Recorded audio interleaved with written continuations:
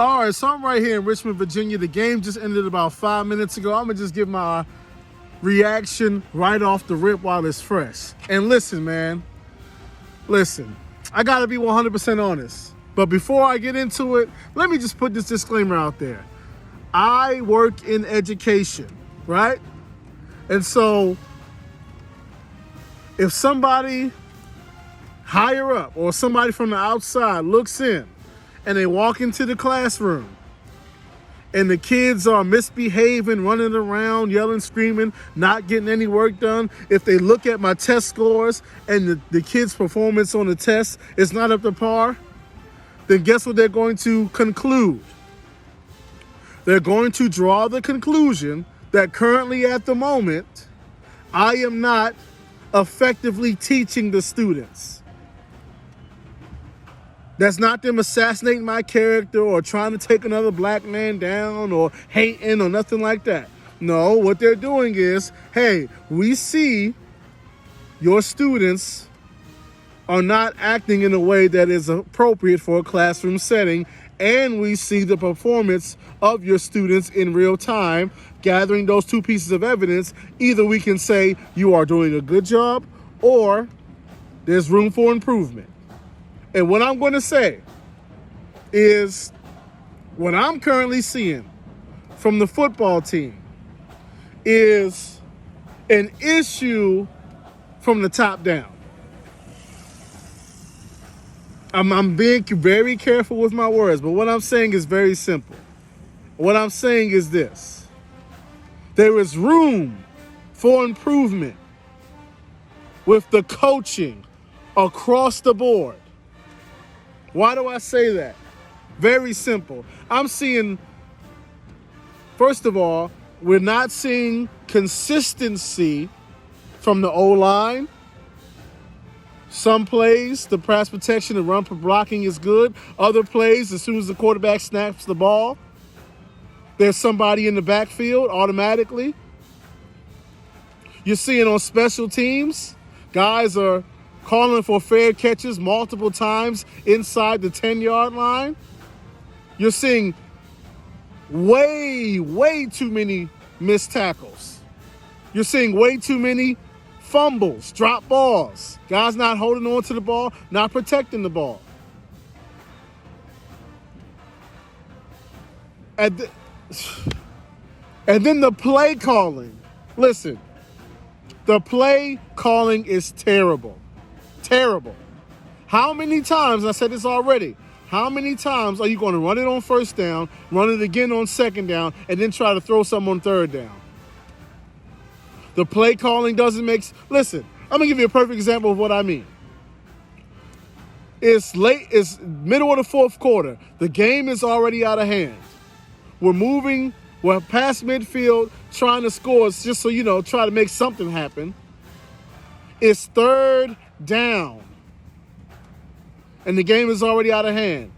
Already at that point, it should already be established as to whether or not we're going for it on fourth down or not. Not only was that clearly not the case, because guys didn't know who should be on the field, who shouldn't be on the field. Everybody didn't know if we were going for it or not. Then we got to call a timeout. That's what I keep saying. The coaching has room for improvement across the board. I'm not talking about one coach. I'm talking about the staff overall. Has to improve overall. Why? Because I'm looking at the performance of the students on the field. There's way too many missed tackles. There's way too many people being careless with the football. The play calling doesn't make sense most of the time. A lot of the times, even the personnel groupings don't make sense. Like you'll see a guy very productive one week, you thinking, okay, he's going to get the majority of the load the next week. That doesn't happen. It doesn't make sense. Also, we got to look at it like what, at this point, we have to look at what is the strength and conditioning routine at this point. Because seeing the last two games up close in person, The other teams have been far more physical than we have been. Far more. I'm seeing a whole lot of arm tackles, a whole lot of broken tackles, a whole lot of missed tackles. I'm seeing a level of physicalness from the other team that is far greater than the physicalness that we're putting out there. Now, don't get me wrong, there are some guys fighting hard, playing hard, still trying to make plays, still trying to get them off the field on third down. But there's also a lot of missed tackles. A lot of guys getting tired in the second half. A lot of guys getting moved around physically. And so because of that, I got to look at it. Are we paying attention to detail? What's the strength and conditioning program looking like? How are we determining who's getting reps? I'm talking about in games. A lot of this stuff is just like, there's room for improvement.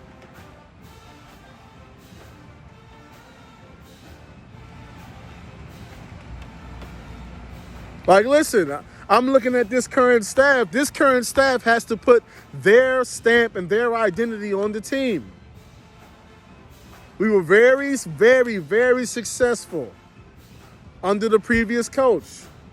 So I'm pretty sure guys felt this, and it was kind of sudden, the change, right?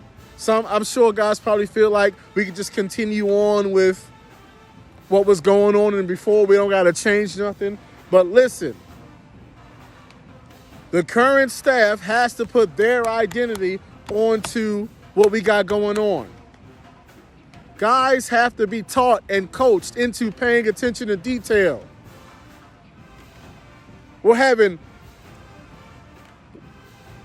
There's way too many balls being dropped on the ground. And it's not even like fumbles off of big hits. That's the thing. And it's way too many fumbles. And then going back to the play calling. Listen, at what point do we try a hurry-up offense? At what point do we simplify the routes, speed up the tempo, and try to get the ball downfield?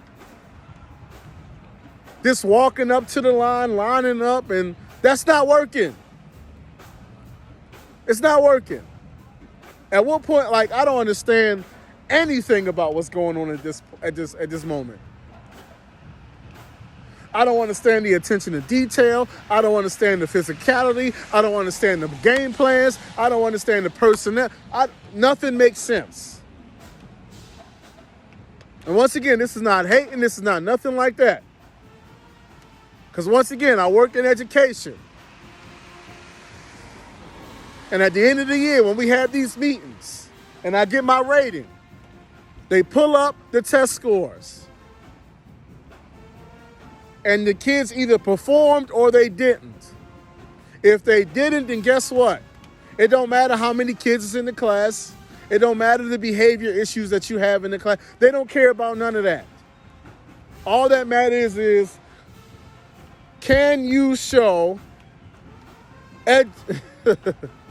can you show academic growth within the student body that's in your classroom? If you cannot, then you didn't do an effective enough job.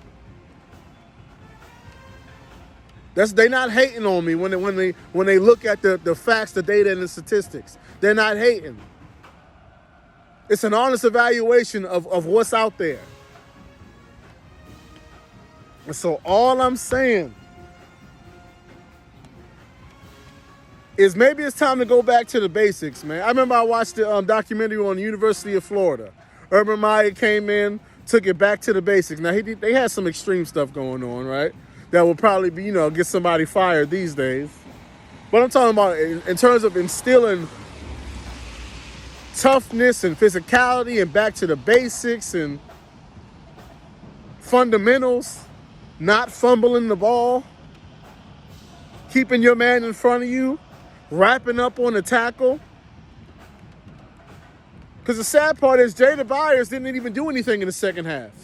He didn't do anything. He didn't have to, though, because they were getting huge chunk plays. They had this is the most embarrassing part of the day. They had the quarterback out there on a 30, 40-yard run. He out there skipping. He out there skipping just like without a care in the world. So that's all I'm saying. The adults in the room have got to look at what they're doing. Because I've heard several coaches say you're either coaching it or you're allowing it. All of these turnovers, all of these missed tackles, all of this getting out physical. Yeah, that's what I was looking at. The play, I gotta say this again because it was that bad. The play calling makes absolutely no sense. Quite frankly, you need to go back to the drawing board because your game absolutely sucks. None. It's bad.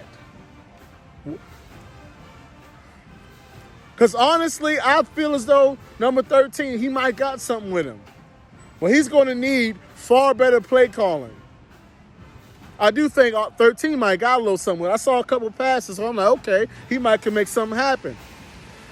You know, whoever they go with, I don't know. But I'm just saying what I saw from him, you know. But either way, you have to call the game to get the offense into a rhythm, to get the quarterback into a rhythm.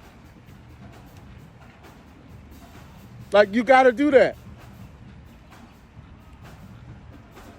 And so I'm looking for the head coach to really put his identity and his stamp on the program. This is your team now.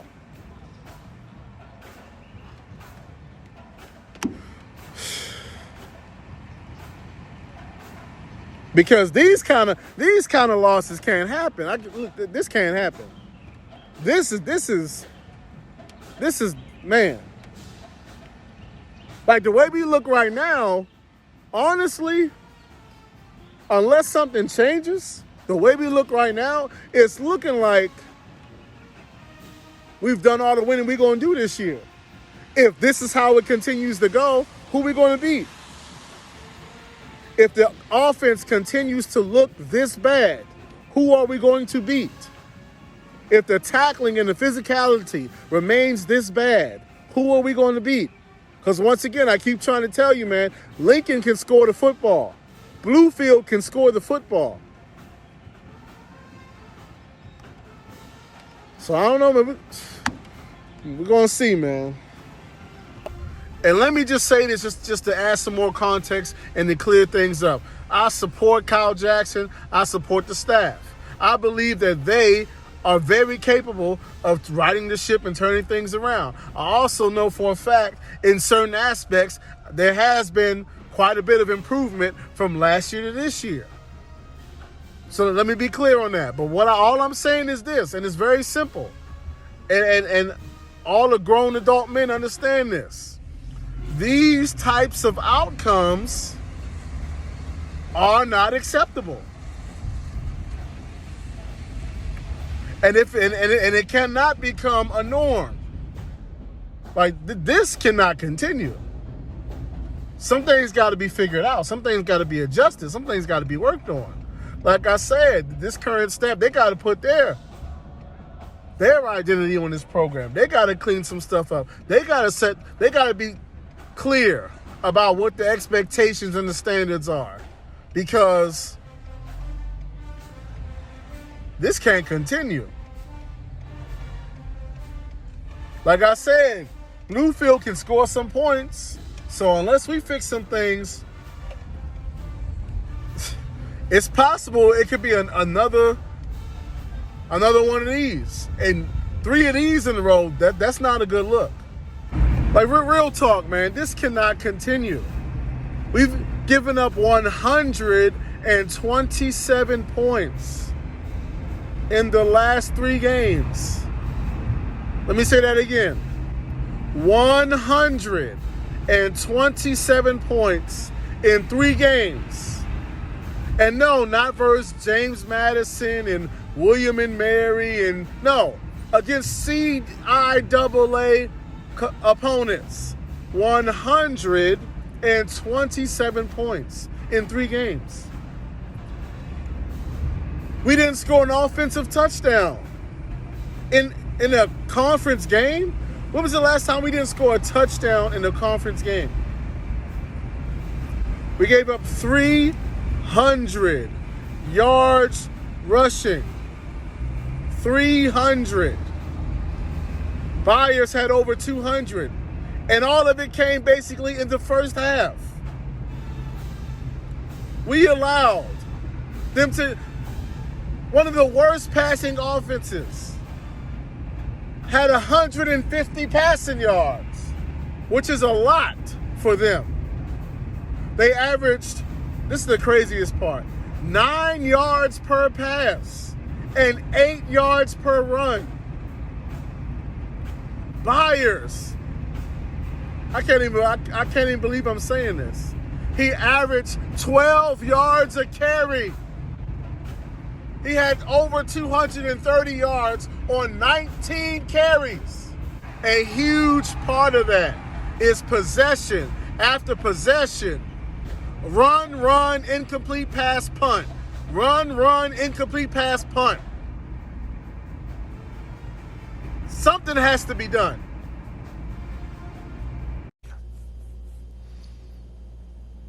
I am so embarrassed for my people today. I am so embarrassed for my people today.